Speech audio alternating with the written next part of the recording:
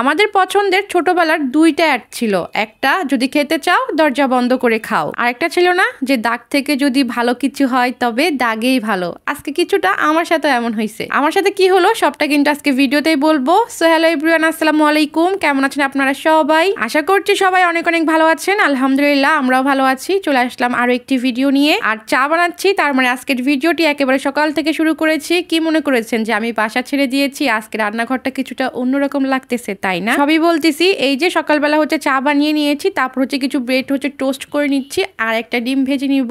সত্যি কথা বলতে আজকে হচ্ছে বাসায় গ্যাস ছিল না, তো চিন্তা করলাম আজকে রান্না বাড়াগুলো বারান্দায় গিয়েই করব। কিন্তু বারান্দায় গিয়ে রান্না করে যে আমার কাছে এত ভালো লাগবে আমি আসলে বুঝতেই পারিনি। নাস্তা বানাতে বানাতে আমি চিন্তা করতেছিলাম এখন থেকে তো গ্যাস থাকলেও প্রায় সময় আমি হচ্ছে বারান্দায় এসে রান্না করব। বিশেষ করে হচ্ছে এই শীতের সময় হালকা হালকা রোদের মধ্যে বসে রান্না করতে কি যে ভালো লাগে।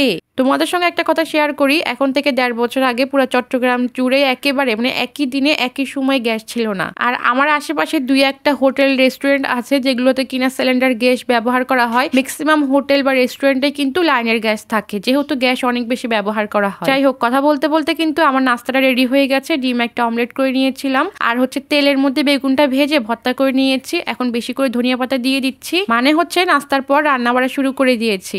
তো যাই হোক, আমার বিয়ে হওয়ার পর থেকে বাসাগুলো আমরা এভাবেই নিয়েছি যে সবসময় গ্যাস থাকবে, পানি থাকবে।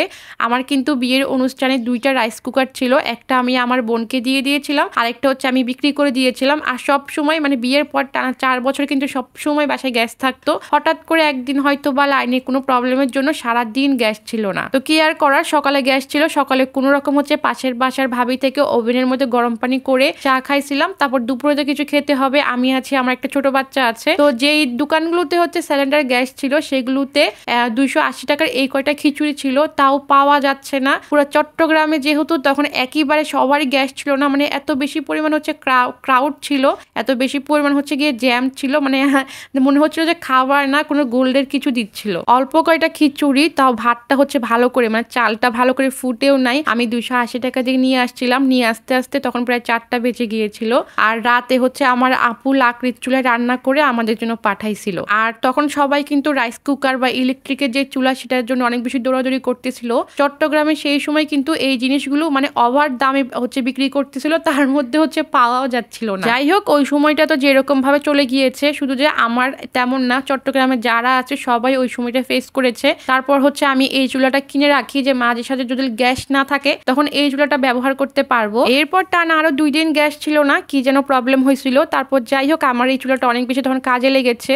এখন প্রায় 6 মাস পর আজকে আবারও কাজে লাগতেছে। হ্যাঁ, আজকে হচ্ছে গ্যাস নাই, তো চিন্তা করলাম বারান্দায় গিয়ে হচ্ছে হালকা রোদের মধ্যে রান্না করি, তাহলে হয়তো ভালো লাগবে। বাট বসে বসে রান্না করতে যে এত বেশি ভালো লাগবে সেটা কিন্তু জানতাম না। এই শীতের মধ্যে এখন কিন্তু গ্যাস থাকলেও দেখা যাবে আমি প্রায় সময় হচ্ছে বারান্দায় এসে রান্না করব এই চুলাটার মধ্যে। আর এই যে এই রান্নাটা করতে করতে কিন্তু অলরেডি হচ্ছে গ্যাস চলে আসছিল। এখন প্রায় হচ্ছে 1টা বেজে গিয়েছে। তো চিন্তা করেন সকালবেলা কি খাইতাম যদি এখন আমাদের বাসায় হচ্ছে এই চুলাটা না থাকতো। তো যাই হোক, সবকিছুর জন্য আলহামদুলিল্লাহ। এই জন্য বললাম যে দাগ থেকে যদি দারুণ কিছু হয় তাহলে দাগই ভালো। আমার বাসায় আজকে গ্যাস ছিল না, কি বুদ্ধি করে যেন বারান্দায় রান্না করতে আসলাম। আর গ্যাস না থাকা সত্ত্বেও বারান্দায় বসে রান্না করতে সত্যি আমার অনেক বেশি ভালো লেগেছে। আর এই যে আজকে হচ্ছে বেগুন ভর্তা করে নিয়েছি, তার সঙ্গে হচ্ছে সিমের বিচি দিয়ে আর শুটকি দিয়ে রান্না করেছি। এই রান্নাটা তো চট্টগ্রামের মানুষ খেতে অনেক বেশি পছন্দ করে, আর আমি যেহেতু ছোট থেকে চট্টগ্রামে, এই রান্নাটা আমার অনেক বেশি পছন্দের। এটা দিয়ে ভাত মাখিয়ে খেতে যে কি পরিমাণ মজা লাগে যারা খেয়েছে একমাত্র তারাই জানবে। আর এই দেখো রান্নাটা শেষ, আমি কিছুটা ধনিয়া পাতা ছিল সেটা দিয়ে দিয়েছি। তো যাই হোক, এই ছিল আমার আজকের ভিডিও বারান্দায় রান্না বাড়ার। কার কাছে কেমন লেগেছে অবশ্যই জানাবা। তবে অনেক অনেক ভালো থাকবা। আল্লাহ হাফেজ।